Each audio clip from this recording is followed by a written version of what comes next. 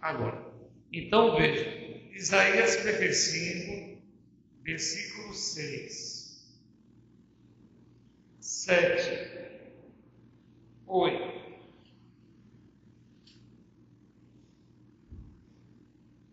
Isaías, versículo 6, 55, versículo 6. Você vai colocar Paulo, e aí a gente lê ali.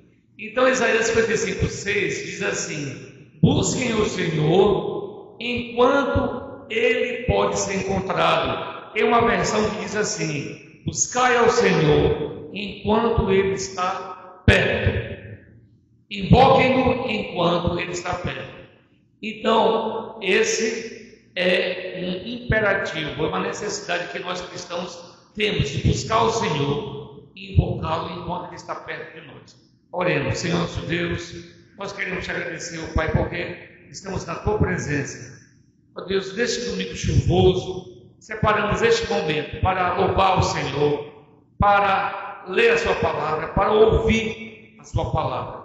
Nós pedimos por todos aqueles nossos irmãos que não puderam vir, que estão em casa, os que estão enfermos, os que estão internados nos hospitais, aqueles nossos irmãos que estão no trabalho, estudando, os que estão se preparando, ó Deus, para a semana pesada que se inicia amanhã. A todos leva a Tua bênção, a Tua misericórdia, em nome de Jesus. Amém. Irmãos, a busca do Senhor, pelo Senhor, ela é diária.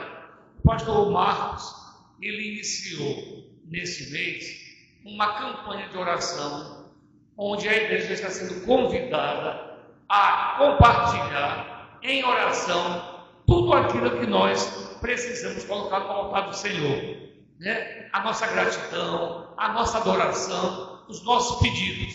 Então nós temos 2 momentos, às 5 horas da manhã, online, via videoconferência. Os irmãos recebem o link, todos eles acordam, os que conseguem acordar às 5 da manhã, clicam no link e o pastor então ali reúne online todos aqueles que podem estar na presença do Senhor, buscando o Senhor em oração. E essa oração ela é para nos fortalecer a igreja. Muita oração, muito poder. Pouca oração, pouco poder. Nenhuma oração, nenhum poder. Então, buscar o Senhor é uma necessidade que todo cristão tem. E isso a gente chama que é imperativo. Precisamos buscá-lo. E lá no versículo 7, diz assim: deixe que o ímpio abandone o seu mau caminho e o homem mau os seus pensamentos. Converta-se ao Senhor e se compadecerá dele, e volte-se para o nosso Deus, porque é rico em perdoar. Aqueles que estão em falta com Deus, ausentes da presença de Deus, sem reconhecer nele a sua misericórdia e o seu amor, estão em falta, mas o Senhor é poderoso, irmãos, para conceder perdão. Mas tem aqui um comportamento que se espera daquele que está em falta, é ele se converter ao Senhor, para então que o Senhor se compadeça dele. É uma conversão de coração, não é um convencimento, é uma conversão. Você entregar o seu coração somente para que o Senhor possa operar. Irmãos, a partir do momento que Deus age no nosso coração, nós passamos a ser bênção no trabalho onde nós estamos, na vizinhança, na faculdade, na escola, na igreja, na família. Então, é isso que nos constrange quando a gente está orando, é que possamos estar na presença de Deus, do Senhor, para receber dele esse perdão a cada dia que nós estamos caminhando na presença dele. Versículo 8: porque os meus pensamentos não são os pensamentos de vocês, e os caminhos de vocês não são os meus caminhos, diz o Senhor. Nós não podemos traçar nosso caminho, nosso destino, sem a confirmação do Senhor, irmãos. A gente vê muitas vezes jovens aceitam proposta de emprego, jovens que aceitam fazer cursos sem confirmar. Será que é isso que o Senhor quer para mim, para a minha vida, para o meu futuro? Decisões que a gente vê que alguns irmãos tomam sem confirmar no Senhor, porque o caminho do Senhor, a decisão do Senhor é perfeita. Ele é que sabe qual é o melhor para nós. Então, irmãos, na nossa busca em oração, a gente sempre tem que perguntar: Senhor, esse caminho é teu, me confirma. Como é que o Senhor vai falar com você? Através da oração, através da leitura da palavra, através da pregação, através do louvor, através de um testemunho. Às vezes você assiste um testemunho no YouTube, assiste um testemunho presencial, uma mensagem que você ouve de um pastor, de um pregador. Tudo aquilo o Senhor usa para dizer: essa é a minha resposta para você. E a gente tem que confiar em nós, porque os pensamentos do Senhor não são os nossos pensamentos. Então a gente tem que ter essa confiança de que Ele é que está nos conduzindo. Versículo 9.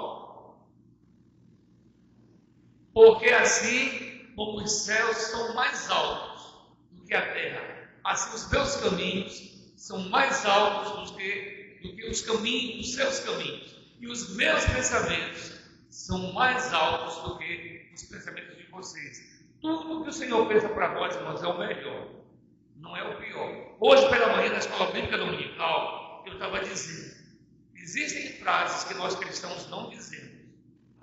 Eu tive falta de sorte. Fui para uma entrevista de emprego, não fui contratado. Tive falta de sorte. O crente não fala isso, irmãos. Ou então diz assim: eu tive azar. Cheguei na hora, não me chamaram. O crente não fala azar, não fala falta de sorte. O crente fala assim: o Senhor não confirmou a bênção. O Senhor vai me dar a bênção depois. O Senhor vai me dar a bênção amanhã. No momento dele, no tempo dele. É isso que a gente diz. A gente não fala que a gente anda ao acaso, aventurando se vai receber ou não a bênção. Fernando trabalha como comprador. Fernando trabalha com contatos com clientes, com fornecedores, e tem meta. Você atinge as metas, né, Fernando? Consegue?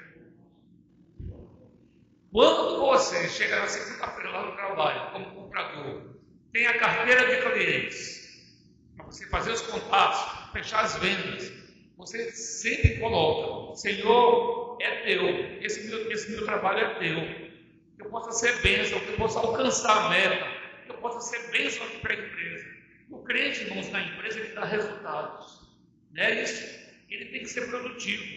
É isso que a empresa espera de nós, como cristãos, que sejamos bênção para a empresa. Então vamos ler para a gente poder encerrar? Vamos ler. Porque assim como os céus são mais altos do que a terra, assim os meus caminhos são mais altos do que os seus caminhos, diz o Senhor. E os meus pensamentos são mais altos do que os pensamentos de vocês. Mateus e Ingrid, os caminhos do Senhor são mais altos do que vocês imaginam.